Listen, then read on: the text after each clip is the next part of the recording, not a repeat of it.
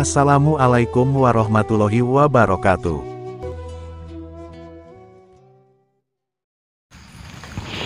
Allahumma salli wa sallim wa barik alaihi wa ala alihi wa sahbihi.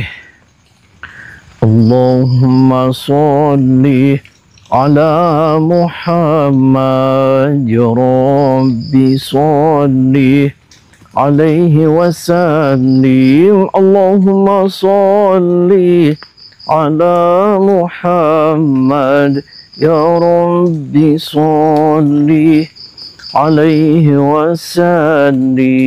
Rabbi fanfa'na bibarakatihim wahdina al-husna bihurmatihim.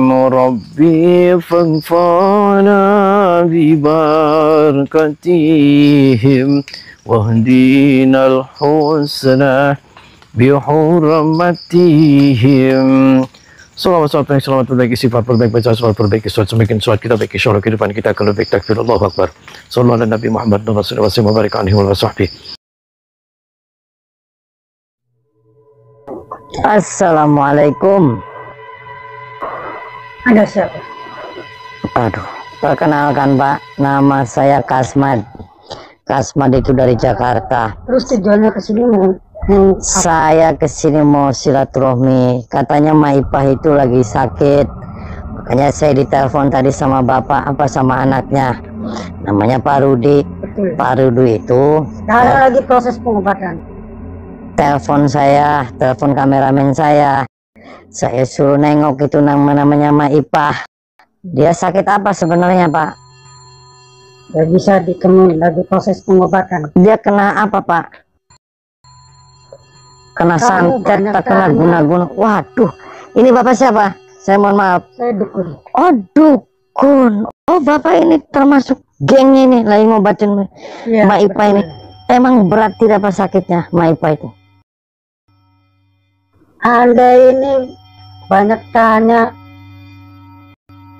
Lah? Datang-datang ke sini. Lah saya sih datang ke sini kalau nggak diperintah sama anaknya Maipah. Saya ngapain ke sini Pak? Cuma saya mau. Maipah siapa namanya? Ya Pak Rudi itu di Jakarta lagi Saya nggak usaha. kenal sama Pak Rudi. Ya makanya saya juga nggak kenal sama Anda. Saya nggak ada urusan sama Anda. Ya, Saya kenapa kesini. Anda datang kemari? Nah saya mau nengok Maipah.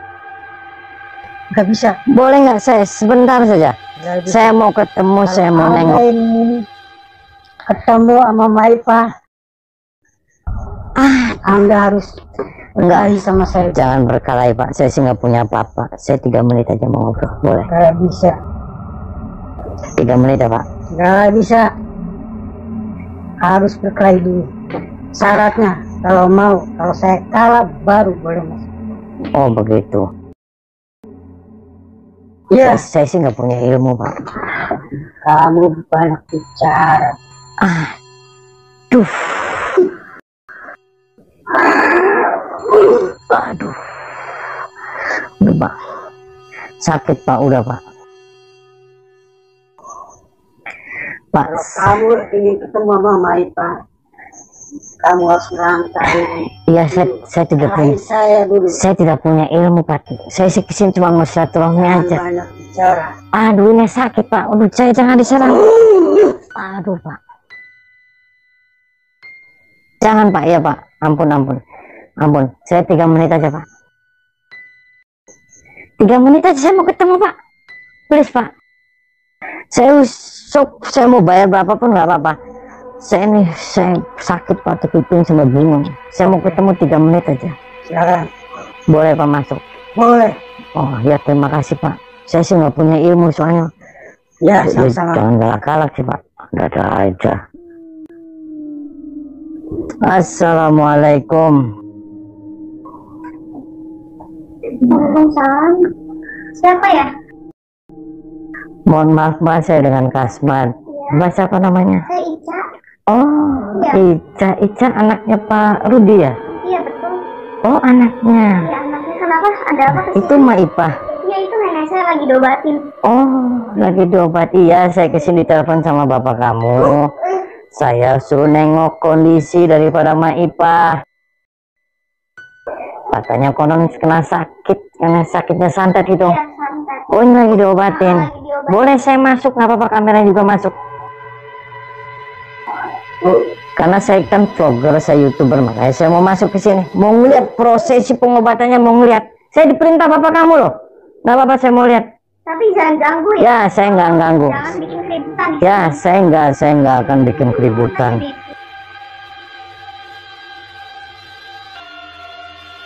Halo sahabat, semoga keberkahan dan keridhaan Allah selalu menyertai kita semua. Dan semoga Allah mudahkan setiap urusan kita, baik di dunia maupun di akhirat, amin. Kang Ujang Bustami kali ini sedang menyaksikan proses pengobatan seorang nenek-nenek yang bernama Nenek Mak Ipah. Nenek Mak Ipah ini konon katanya sedang terkena ilmu santet karena dahulu kala Mak Ipah ini adalah seorang pedagang di pasar. Dan dari penerawangan seorang dukun, katanya Mak Ipah ini dia disantet oleh sesama pedagang yang tidak suka kepada Mak Ipah tersebut. Sehingga kemudian Mak Ipah ini menyerahkan serangkaian pengobatannya kepada beberapa dukun tersebut, karena katanya saking beratnya santet yang menyerang dukun itu, dia tidak bisa mengatasinya seorang diri. Sedangkan wanita muda yang sedang berbincang dengan Kang Ujang Bustami itu, dia adalah cucu satu-satunya Mak Ipah, Ning Ica. Adapun tentang kedatangan Kang Ujang Bustami ini, adalah karena Kang Ujang Bustami dimintai tolong oleh seseorang yang bernama Pak Rudi, seorang pedagang kaki lima yang sedang merantau di daerah Jakarta. Yang mana, Pak Rudi itu dia merupakan anak tunggal dari Mak Ipah, sekaligus ayah dari Ning Ica tersebut. Kang Ujang Bustami diminta Pak Rudi untuk melihat kondisi ibu dan anaknya itu, sekaligus untuk memastikan, apakah benar jika ibunya itu sedang terkena ilmu hitam dan juga ilmu santet. Setelah menyaksikan dan memperhatikan kondisi Mak Ipah, Kang Ujang Bustami merasakan adanya sebuah kejanggalan, sehingga Kang Ujang Bustami meminta salah seorang dukun yang mengobati Mak Ipah itu untuk menanyakan beberapa hal kepadanya. Walaupun dengan berat hati, dukun bejo itu akhirnya dia bersedia menjawab beberapa pertanyaan Kang Ujang Bustami tersebut, karena Kang Ujang Bustami merupakan utusan dari Pak Rudi, anak dari pasien yang kini sedang dia tangani. Assalamualaikum. Waalaikumsalam. Saya Kasman, Pak. Oh ya, Oh, bapak ini kepala dukun di sini. ya kata orang bilang seperti itu. Oh, kepala dukun. Itu Mak Ipah sakit apa, Pak? Mak Ipah itu sebetulnya disantet alias diguna-guna. Oh, diguna-guna seseorang. Betul. Lah urusannya apa itu Mak Ipah disantet? Siapa yang nyantetnya? Tidak tahu, itu saya tugasnya hanya sebatas mengobati mereka karena Lah, kok tidak tahu, kan bapak yang ngobati? Masa tidak tahu yang nyantetnya siapa? itulah yang saya obati. Nah, saya datang ke sini, saya diperintahkan sama Pak Rudi. Pak Rudi itu anaknya Mak Ipah yang lagi di Jakarta, Pak. Lagi di Jakarta, telepon saya suruh nengok Mak Ipah, katanya sakitnya nggak sembuh-sembuh. Udah habis banyak uangnya. Itu uangnya buat apa aja, Pak? Saya mau tahu. Uangnya itu namanya orang sakit. Untuk mengurusi dia, operasional mereka. Termasuk anak buah saya juga butuh operasional. Operasional yang gimana, Pak? Ini sampai habis loh, hartanya miliaran, Pak, habis. Oh, operasional apa? Bapak jangan ikut campur urusan itu. Ya namanya paranormal, mengobati seseorang resiko di situ pengen sembuh atau tidak. Lah, ya itu saya ngeliat itu cuma kejang-kejang aja. Jangan-jangan ini bukan kejang-kejang. Aja. Jangan dibuat-buat. Jangan dibuat-buat. Saya tidak mengobati satu orang, dua orang, banyak berapa orang untuk mengobati untuk sembuh sama saya. Oh, berarti tidak hanya Tidak Mak Ipah aja. salah saya. Tidak hanya Mak Ipah aja yang diobatin Betul. semua. Tapi ini sudah habis banyak loh, Pak. Siapa yang Pak, bilang? aduh, ini Pak anaknya yang bilang ke saya. Terus kenapa tiap malam juga datang ke sini ngobatin? Apa maksud tiap malam ngobatin? Ada Saya aja. tahu rahasianya. Ibu Ipah, kalau saya tidak datang 1 jam saja akan kumat. Oh, begitu. Karena penyakitnya itu santetnya bukan sembarang santet. Lah, tuh santet sembarang santet tuh santet apa maksudnya? Oh, Anda pengen tahu? Santet mereka itu orang yang paling hebat menyantet mereka. Itu pun lawannya kalau bukan saya akan lari terbirit-birit. Nah, makanya dia kalau 1 jam dia masuk, saya tinggal. Dia akan masuk lagi. Begitu saya datang, dia keluar lagi. Makanya mereka tanpa saya tidak bisa sembuh. Terus kan kenapa sih Pak harus minta-mintain uang aja tiap harinya ke situ sampai habis itu tabungan warisannya itu Mak Ipah? Jangan mungkit-mungkit itu rahasia Terus saya. anaknya juga itu cucunya si Ica itu. Anda tidak terima seperti itu. Berbagai macam alasan dan alibi dukun bejo ini utarakan kepada Kang Ujang Bustomi. Dukun bejo yang merasa sebagai orang sakti ini berpendapat, jika hanya dirinya dan kelompok dukunnya lah yang bisa dan mampu mengatasi keganasan ilmu santet yang sedang menyerang Mak Ipah tersebut. Sehingga jika sesaat saja dia pergi meninggalkan Mak Ipah, maka ilmu santet kiriman itu pasti akan kembali menyerang Mak Ipah. Hal itu katanya terbukti ketika dirinya keluar sesaat saja untuk mencari makan, dengan tiba-tiba Mak Ipah kejang-kejang dan menggigil seperti orang kedinginan. Sehingga Ning Ica segera menghubunginya dan segera memintanya datang, untuk kembali mengobati Mak Ipah tersebut. Akan tetapi, Kang Ujang Bustomi mempunyai pendapat yang berbeda. Mak Ipah yang kejang-kejang dan tampak menggigil kedinginan itu, adalah karena ulah si dukun bejo dan teman-temannya itu, yang mana mereka telah sengaja memasukkan ilmu hitam kepadanya. Makanya dengan hal tersebut, si dukun bejo ini memanfaatkan ketidaktahuan Mak Ipah dan Ica untuk memperdaya keduanya. Bahkan tanpa berbasa-basi, Kang Ujang Bustomi juga mengatakan, jika si dukun bejo dan komplotannya itu mereka pasti juga menumpaki Mak Ipah dan juga Ning Ica, dengan alasan melaksanakan ritual pembersihan. Karena hanya dengan cara menyatukan tubuhlah, para dukun-dukun itu mereka bisa menyalurkan aura-aura positifnya kepada Mak Ipah dan juga kepada Ning Ica. Mengetahui kedoknya telah terbongkar, si dukun bejo ini dia menjadi marah kepada Kang Ujang Bustomi. Sehingga tak mengherankan, jika kini si dukun bejo ini menyerang Kang Ujang Bustomi dengan mengerahkan semua ilmu-ilmunya yang katanya sangat sakti. Ternyata, akhirnya si dukun bejo ini dia menjadi keceplosan, jika dia melakukan semua ini karena memang seperti itulah pekerjaannya. Dukun bejo pun kemudian dia meminta Kang Ujang Bustomi pergi dan jangan lagi mencampuri urusannya apabila tidak ingin mati. Mendengar kesombongan dukun bejo tersebut, Kang Ujang justru memintanya untuk mengeluarkan semua ilmu-ilmu saktinya. Kang Ujang Bustomi berkata, jika kelebihan yang diberikan oleh Tuhan itu tidak boleh digunakan untuk menyusahkan dan juga tidak boleh menyesatkan orang lain.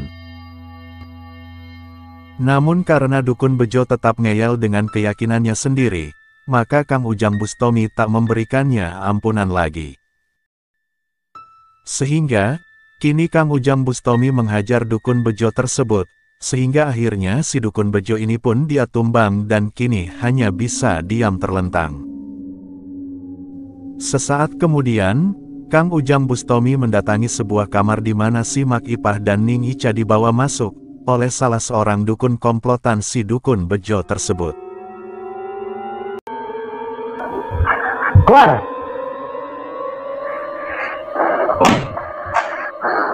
Keluar kamu! Kamu ribut-ribut. Saya kan tadi udah bilang. Saya mau masuk. Ribut. Saya mau masuk.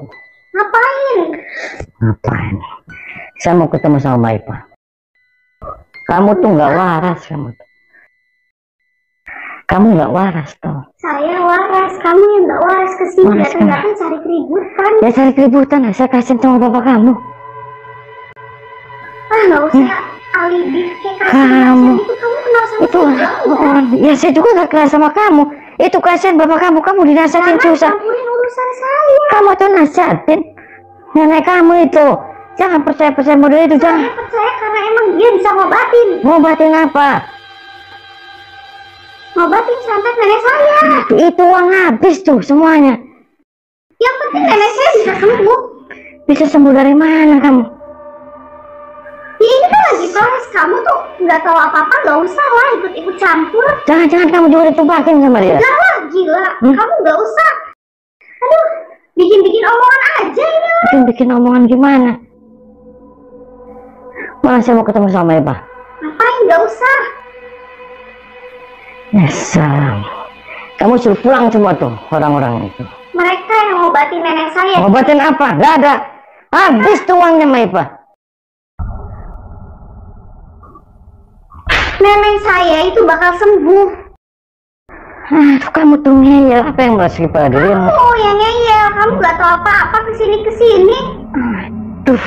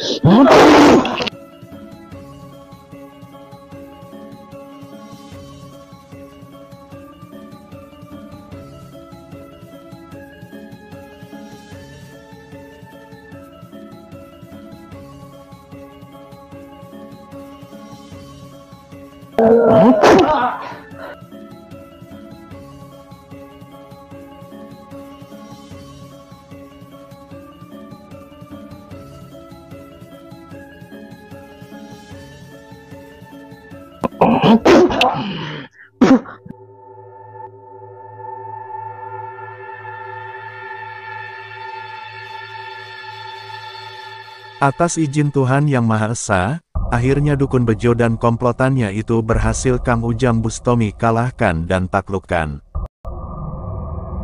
Dan setelah itu Kang Ujang Bustomi juga membuang ilmu-ilmu hitam mereka, dengan harapan nantinya ke depannya mereka tidak akan melakukan perbuatan penipuan seperti ini lagi. Barulah kemudian Kang Ujang Bustomi menemui si nenek Mak Ipah. Kang Ujang Bustomi menanyai Mak Ipah ini, apakah yang sebenarnya terjadi pada ibu dari Pak Rudi tersebut. Rupanya, si Mak Ipah ini dia tidak tahu, dia terkena santet atau tidak. Yang dia tahu, Mak Ipah ini dia merasa sangat bahagia saat bersama para dukun-dukun itu. Apalagi Mak Ipah ini merasa sangat dimanjakan dan disayangi oleh ketiganya. Jadi, berapapun dan apapun yang mereka minta, Mak Ipah sangat ikhlas dan sukarela memberikannya dan memenuhinya. Kang Ujang Bustomi berusaha menyadarkan Mak Ipah, bahwasanya saat ini sebenarnya dia dan Ning Ica itu hanya dimanfaatkan oleh para dukun-dukun tersebut. Selain itu, apa yang Mak Ipah lakukan ini adalah sebuah dosa yang sangat tidak disukai oleh Tuhan. Akan tetapi, Mak Ipah ini tetap bersikukuh dengan pendapatnya, bahwasanya jika semua yang dia lakukan itu sangat membahagiakannya, jadi dia tidak peduli dengan apapun juga. Mengetahui sifat keras kepala Mak Ipah, Kang Ujang Bustomi kemudian memanggil kedua dukun itu untuk masuk dan menemui Mak Ipah tersebut. Semoga Tuhan akan membuka hati dan pikiran wanita tua ini, bahwa apa yang dia lakukan itu adalah sebuah dosa. Dan semoga nantinya Mak Ipah ini dia lebih memilih untuk mengisi hari-hari tuanya dengan banyak beribadah, dan lebih mendekatkan diri kepada Tuhan Yang Maha Esa semata. Dan semoga, Tuhan juga akan membalas kebaikan-kebaikan Kang Ujang Bustomi ini dengan pahala yang berlipat-lipat, amin.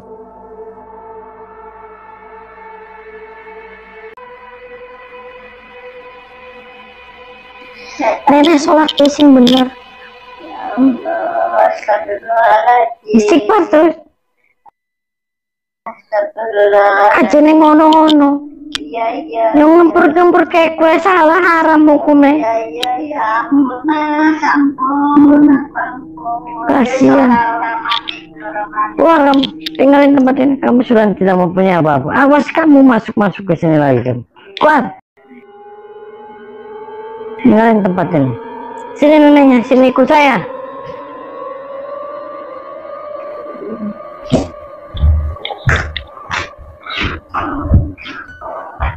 Keluar kamu. Keluar kamu. Sini neneknya. Sini nenek.